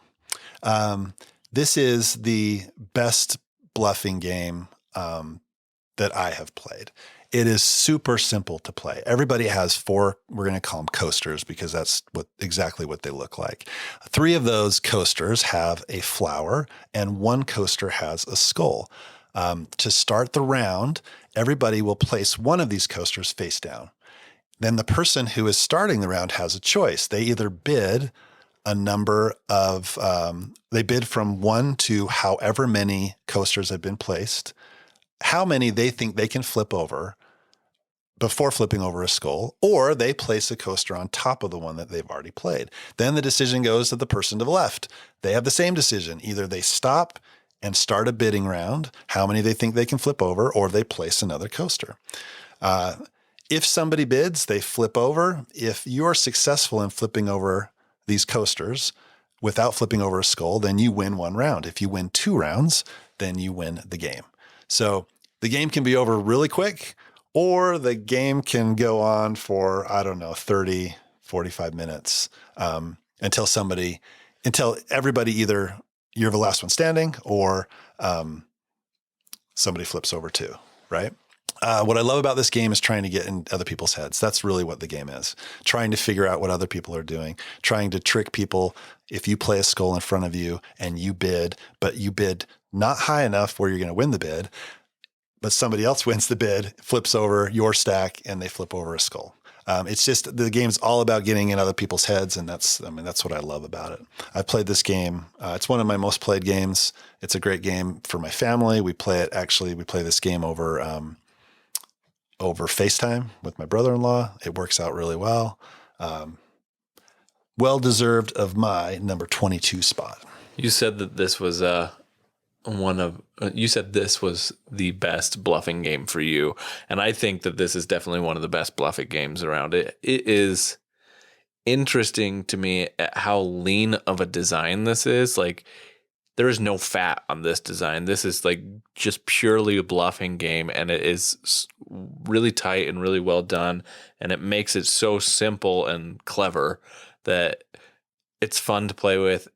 And there's a lot of different things that you can do within the design space, which is in the heads of the players, like you were just saying, Kevin. And I think that that's where this game really shines, is you play this with a group of players, and if you know them or if you don't, you learn very quickly how people are starting to operate, and that's a lot of fun, I think. Yeah, I always love playing this game. It's a lot of fun, especially to kick off the night or finish up a good game night. It's a great filler and really simple, really quick, lots of fun. All right, so my number 22 is a game that we've had a lot of conversation about on this podcast, and not all of it favorable, but it is Lost Ruins of Arnak, designed by Elwin and Min and published by Czech Games Edition. This is a game that takes worker placement and deck building and puts them together and does it in a way that I think is really good. I've loved both of those mechanics a lot. I love deck building and I love worker placement. And up until this point, there wasn't a whole lot of that. And right at the time that this was released, we started to see that mechanic a lot more. I think that this game is simple and direct and easy to get played and has a lot of different strategies. When we first started playing this game, I remember thinking that there's a research track on this game, and the research track essentially is you can go up it, and if you get your pieces all the way to the top, it's worth a substantial amount of points. When I first started playing this game, I thought, oh, that's the dominant strategy. You run right up that track, you get there first, and you bring both of your little pieces up there, your magnifying glass and your book. You're going to win this game every time. And then I started getting murdered by Kevin because he would go for the Guardian strategy. And I was like, maybe this isn't as dominant a strategy as I thought. And I started trying to do that, or having some combination of some of these different strategies. And I started to realize that there's a lot to explore in this game, and there's a lot of ways that you can do different things. The fact that the board is double-sided and you can get different experience off of one side of the board or the other. There is a lot of variability in the different Guardian tiles that are put on the board. You've got a lot of different pieces and cards that come out that you can deck build with. I think the fact in this game that you have the deck building mechanic that you can slide your cards that you're acquiring under your deck. So you're not putting them in the discard and then shuffling them. You know your cards are going to come up at a sooner time than you would have to shuffle your deck. And so you can plan to get certain things or cull your deck in some ways. The best is when you have no cards in your deck, you buy a card, and then you get to draw that card immediately. Right. If you can work that out, you know exactly what it's going to be. It's awesome. And when you sync that right with your strategy for your next play, that ends up being really well. I love games that have the play until you have to pass kind of a mechanic. And it feels really great to be able to play and other people start passing and you're like, I still have 3 or 4 more turns that I can go, and you see those synergies and the combos that you create that allow you to extend your turns and get more out of it, and it feels more efficient by doing that. I love that kind of efficiency engine that this game adds. The combos are what I love in this game. When you see, okay, I had this Guardian come up and I can't defeat the Guardian. But then you see a chain of events that you can follow where I go here, I move up on the track, I get these coins, or I get these compasses. Then I can buy the artifact that gives me this, which then I can buy an assistant that I turn that gets this. And I got what I need. I can defeat this Guardian. You know, it's just that whole combo. When you see that, is just so satisfying, I think. It's so rewarding to do that. I totally agree. This is a great game, and I know that there are other games out there that do similar things. I'd like to play more games like this, but I also think that this game does it really well and is super accessible. Not to mention that if you add the expansion in this, adds a whole new level of different experiences with asymmetry that you get to play, and I love that. And a couple hours to the play. You say a couple of hours, but it was the first time we had played it, and I it's like any new expansion that you put into a game. It's going to add a little bit. It's a nice game. I think anybody who's listened to the podcast knows this is not in my top 30, and I'm glad that you guys both really enjoy it. Kevin and I almost constantly have a game of this going. We do. Yeah, we do. It's a good one. I'll continue playing this one for a long time. That's my number 22, Lost Ruins of Arnak. All right, so my number 22 has fallen. It used to be much higher in my top list, but it has fallen quite a bit. It is number 22, Tapestry. This used to be like borderline top 10 game for me. It's a civilization game, wink, wink. There are 4 tracks it's very simple rule set. The rules are 4 pages. That is something I love about it. It's a Stonemaier game. There's the exploration track, science track, technology track, and military track. Each track has 12 steps on them. Each step has its own unique reward, and some of them have bonus rewards that you have to pay for. They get more and more expensive as you go along on these tracks. You have a civilization that you start out the game with that has very balanced powers. No, not really. This game has been rebalanced multiple times and still feel completely imbalanced. You have a city map where you're adding landmarks that you get from going up on the tracks and reaching certain tiers faster than other players. You get to add those landmarks and cover up spaces on your city. You're also adding income buildings from tracks to your city mat as you advance on these tracks. And as you do that, you get more and more resources available to you when you take your income phase. So you take a bunch of actions, paying to go up on these tracks with the resources that you have. Eventually you have to do an income phase. There's technology cards, there's tapestry cards. This game has so much randomness in it. It's kind of ridiculous. This is really, truly a game that I play just to try and play against my previous scores. I'm not playing against the other people at the table or on BGA. I'm playing to see how well I can do with the faction that is given to me and just see what I can do with it. I have a lot of fun playing it, but we've talked about this. Like, you can play an awesome game and finish with like 180 points. And then you can play another awesome game where you score 340 points. There is a huge disparity in points from game to game and between players. So that's why I say I just really try and play it to have fun and compete against my own best scores with different factions. Yeah, and that score difference isn't based on skill level necessarily. It's just based on what faction you get. Yeah. Obviously, your score's going to get better as you play more, right? And the luck of the draw with the tapestry cards. Yep.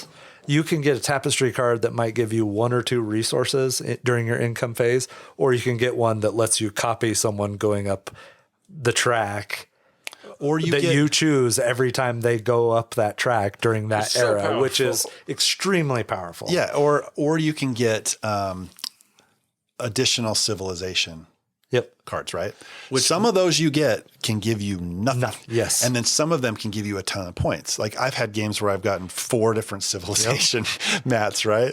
And I've scored a ton of points, or I get 4 and I get nothing. Yeah. It's really random. If we did this list in a year, I wouldn't be surprised if Tapestry falls completely off my top 30 because I enjoy it. I love playing it. I really enjoy adding in the expansions, which are not available on Board Game Arena.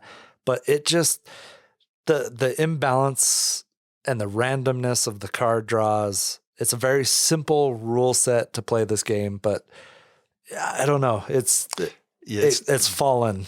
It's not on my top 30 for those reasons. But at the same time, and we've talked about this before, every time I play it, I have fun. Yeah. It's like, oh, I'm doing cool things. Right. It's a little discouraging when you get to the end of the game. You're doing cool things the whole game and your score sucks.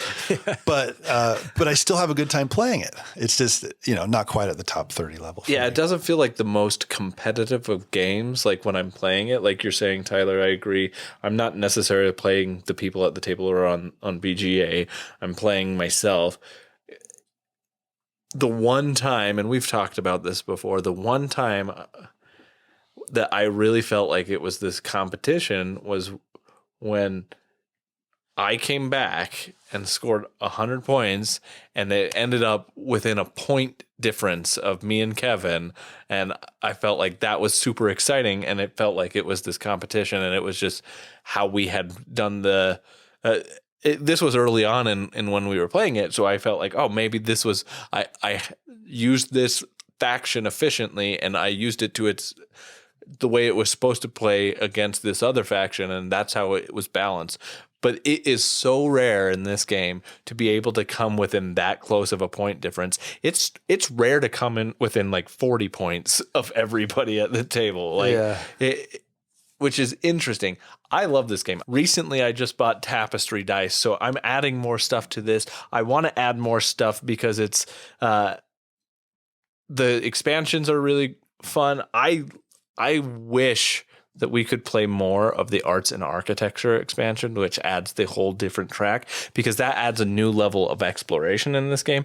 I don't feel like there's a whole lot of exploration at this point with this game. I've played this game dozens of times. I think over somewhere close to 100 times at this point, and I'm pretty much sure I've seen everything and how it works pretty well. And it's always random, but I like it nonetheless. Yeah, but the randomness is brutal. Like, you could be playing with someone who's going up the military track and they're just constantly conquering, and you haven't drawn a trap card that you can use to defend, and pretty soon you have just your starting spot, and that's deflating. Nothing you can do about it. Yeah, there's nothing you can do about it. So, yeah, I love it. It's fun. I'm not expecting a photo finish, right? Like, the scores can range from 130 to over 400 in any given game with the same skill level of players. It's kind of baffling. It is baffling. Why is this on my list? I don't know. I don't know. Yeah. So this is my number 22, Tapestry. So my 21 has already been mentioned, and that is Azul. And for similar reasons that Tyler had it as his 26, same reasons why I love the game. It's just a great tile drafting game that is more cutthroat than you would think from the get-go. It's just it's got a great mechanic of drafting dice or drafting tiles, and then the remainder go in the middle. It's just a wonderful game. Very deserving of my 21 spot, and that is Azul.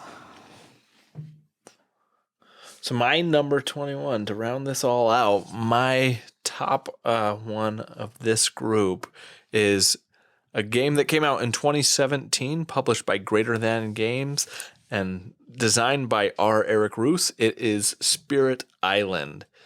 Yes, this is a cooperative game, and yes, it is in my top 30. I like Spirit Island a lot because Spirit Island is in the same boat for me as like Pandemic in terms of cooperative games. And you love Pandemic. It is a pure strategic cooperative game.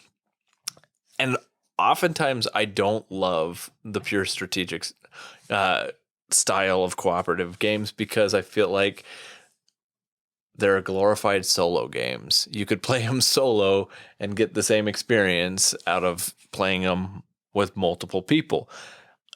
With Spirit Island, that's not the case because there's so much going on in this game that it is really difficult to manage multiple spirits on your own. Now, it's not impossible. I know a lot of people do actually play this game solo with multiple spirits, but essentially what this game is you are a spirit on this island that the indigenous peoples and the spirits have a kind of symbiotic relationship with one another. But there are colonists coming to clear out this whole island and kind of colonize it and industrialize it and use it for its resources. So you're trying to stop that from happening.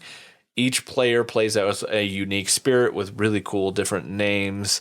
They each have unique powers. Each player has a fast abilities and slow abilities. So there's timing in this game that you have to manage. You have this area control. Sometimes your spirit is really good at handling certain types of terrains on the map, or sometimes they're not great at going outside the ocean because you have an ocean spirit. This game has a lot of variability and different things. There's stories and scenarios that you can play. There's a lot of content in this little box that you can get a ton of plays out of. I really like this game, and I think it's, of the strategic cooperative games, it is my favorite of that genre. And I wish I could play this one more because I don't get to play this one nearly as often as I'd like. But that's my number 21, Spirit Island. My number 21, I am pretty sure, is a game neither of you have played. It is Tyrants of the Underdark. Am I right? You're right. That is correct. I would love to have played it at CabinCon, but we were playing Paris, I believe. Yes, we were. Yep. So this is a game I've only gotten to the table 2 or 3 times, but it is a game worthy of my list. It is a deck builder area control game that takes place in the Forgotten Realms of Dungeons and Dragons in the Underdark, obviously from the name. It is based on the Drow from D&D. When I was in junior high and high school, I read all the 12 at the time available novels by R.A. Salvatore about Drizzt Do'Urden, and my brother read them, and we spent a lot of time talking about him, and he was just such an awesome character. So I was really excited to get this played a couple of years ago. I love this game. It is an area control game. We recently played Eschaton, and there are some similarities there. One thing that I think I like more about this game than Eschaton is that it is not as swingy as Eschaton is. I mean, in later rounds of the game of Eschaton, you can basically wipe someone off the map, and you cannot do that very easily in Tyrants of the Underdark. It has variable setup. You combine half decks, and those are the decks for the game.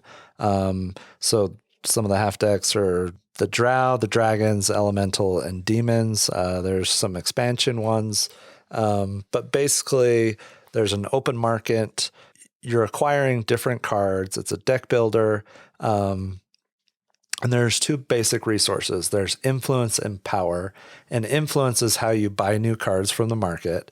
And power, which you get on different cards, is used to place troops on the map in different caverns that are connected and expand your forces and assassinate enemy troops. So you're trying to control larger caverns and take over parts of the map. You get lots of points at the end of the game. You score a lot of points based off of the caverns that you control. You also cull your deck a little bit. You're like adding your cards to like this trusted ring, or I don't know what it's, I can't remember what it's called. I apologize, but it's kind of like your ring of, I don't know, trust. And so when you add cards to this, these characters become more valuable for the end game scoring, but you're also culling your deck at the same time. Really awesome game. I would love to get this back to the table. I'd love to talk more about it and how it compares to Eschaton, maybe in the future if we talk about Eschaton a little bit more. But just a lot of fun. I've had a great time playing this game. I love the theme. I feel like I'm in Menzo Branson in the dark, fighting other Drow. I don't know, just really cool cards, and takes me into that D&D world that I did enjoy reading R.A. Salvatore books. So Tyrants of the Underdark. There have been multiple times where this has been on the table while I've been around, but for whatever reason, I don't get to participate in the game, and I've wanted to. This is after we played Eschaton, you had mentioned that you think there's a lot of similarities to it in different varying ways, but and we can talk about Eschaton at a later time, but I've played a lot of Eschaton and I really enjoyed it for those reasons that you've kind of highlighted as the good things about Eschaton, but then it takes it and does other things that are really good as well, which is exciting to me because I would love to play more. And obviously we already mentioned in this episode, we love deck builders. And this is one I want to try. Well, it's also one of those games where you don't want to appear the most powerful on the map early on in the game, because then you kind of put a target on the back of your head for everybody else to try and take you out. So you kind of try to, at least I think a good strategy is to try and build your deck and focus more on the cards you're buying versus how you're deploying and expanding early on. Maybe that's not the best strategy, but it's worked out pretty well in the games that I've played, or just kind of lie low a little bit until a certain point in the game. And then you just like start going full throttle, trying to take over as much of the map as you can. And I don't know. It's awesome. It's fun. Yeah, it sounds interesting. I'm the same boat as you, Tyson. It's been out multiple times and I've seen it set up multiple times. I'm like, that looks awesome. But I haven't been able to play it. Yeah. And I enjoyed Eschaton, but I'm glad that it seems like this one does some things better than Eschaton, at least from what you've described, Tyler. Yeah. So I'm looking forward to getting it to the table. Cool. So that's my number 21 and finishes out my list of part 1 of our top 30, Tyrants of the Underdark. We've talked about some pretty good games. It's been fun. Yeah, it's been good to revisit some games. There's a couple of games where I've like, oh man, maybe that should have been a little higher. And I don't know. Maybe some games like Great Western Trail that shouldn't have been on there. Yeah. Oh, I mean, or games like Res Arcana that I forgot entirely. Oh yeah, you forgot all. Well, I know for certain I left a game off that's higher up on your list that we haven't talked about yet, Tyson, and I know that would be in my top 30 . So I do like seeing. So some mistakes were made. Yeah, but that's not a perfect process. That's okay. Yeah, we'll get better. We'll get better at going forward. But I like seeing this list and comparing each of ours, because we all have different tastes in different ways, and we like a lot of the same things, but I like to see the differences as well. And it helps me understand more when we do stuff like this to what you guys are most interested in. And then it gets me excited about seeing stuff that I have that I'm like, oh, you might like that, but then it'll never get played. Cause I mean, then Tyler will just go buy it anyway and play it on his own. Yeah.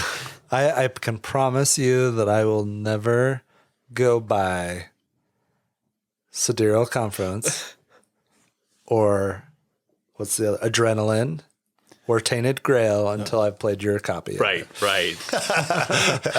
Yeah, Tainted Grail. You should break that one out one time. Yeah. I think the thing is when we go to play at Tyson's house, he has his board game table out. He recently finished his basement in the past year or so, but you don't have your game shelves in the same space. And so it's hard. We can't look at them. Yeah, I don't know what's on your shelves. I really Tyson. wish I could accommodate. I have tried to buy shelves multiple times. My wife hates the Kallax shelves. She does not those are like perfect. the way they work, and that's what I said. And she also doesn't love the idea of having like open shelves. She wants like doors on them. Oh, you got to see so your that games. you can hide them. You got to see that Ryla Rising statue that you're going to buy here. Right? Well, I'm excited for that. That's going to be on display in my game room. No, my plan is to get shelves down in my basement at some point, but it's been a slow process. But maybe one day when you see what games I have, you'll actually realize I have games. I have a prediction. Tyler's going to play Adrenaline, and it's top 10 game, and he's going to buy it. You're going to eat your words. Yeah. Yep. Nope. I'm not very confident in your predictive abilities at this point, Kevin. Do you have Hyperborea? I do. Oh, see, I know what's in your collection. That's a bag builder, right? It is a bag builder. We need to play that. I would like to play that. Kevin didn't know you had that. Kevin doesn't even know. I'm in the same boat you are. I don't know the games he has. I know. I mean, I could look up your BGG. They're all there. collection. I'm sure they're there. Yeah. That's too much work, though. Just get your games out. I'm working on it. All right. I am happy that, I have a toddler in my house and I have a teenager, and the toddler is, I would say, like 98% trained to not touch my games already. And that couldn't make me happier.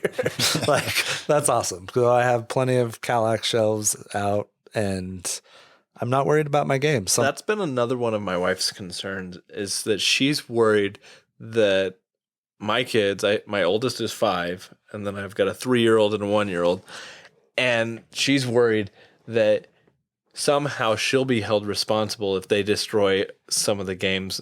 They know not to touch the games. They're pretty good at it.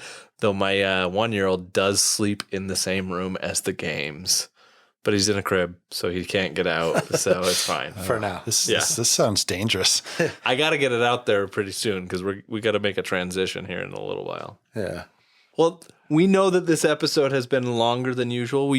Our top lists are usually 5 each. We've gotten 30-ish games done in this episode. We're excited to do more. So we've talked about our 21 through 30.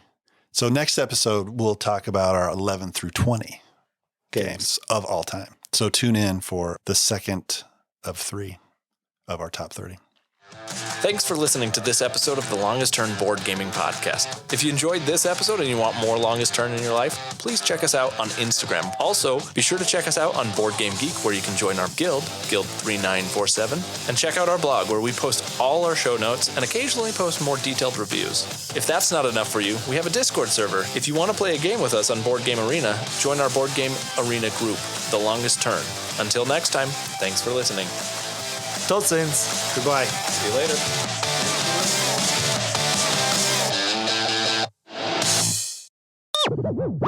We're going to talk about part 1 of our top 30 count. Top 30 games of all time. Somebody else do this part. Okay, go ahead, Kevin. Well said. I'm going to change that. Somebody else do the dang transition. Well, even though Ethnos may have not made your top 30.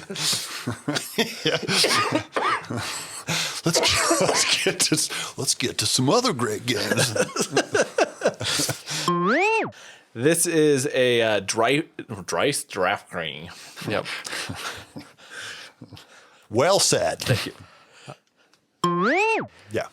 Speaking of root canal. No, I'm just kidding. Good transition. If it was root, your next one. That would have been opportunity lost. Switch it. No, just do an audible. It's next. No. Okay. That's my number. What are we on? 26. Yeah, thank you. So anyway, that was my number 5. My number 25, Res Arcana. Well, speaking of Tom Lehman, my number 4 is Race for the Galaxy. 24. What did I say? 4. You did what he did. Yeah. Did you say 29 or 20 through 29? No, where are we at? I don't know. 21 through 30? 20 through 11. 37 through 18? So part 2 are 20 through 11th game. 20th through 11th games.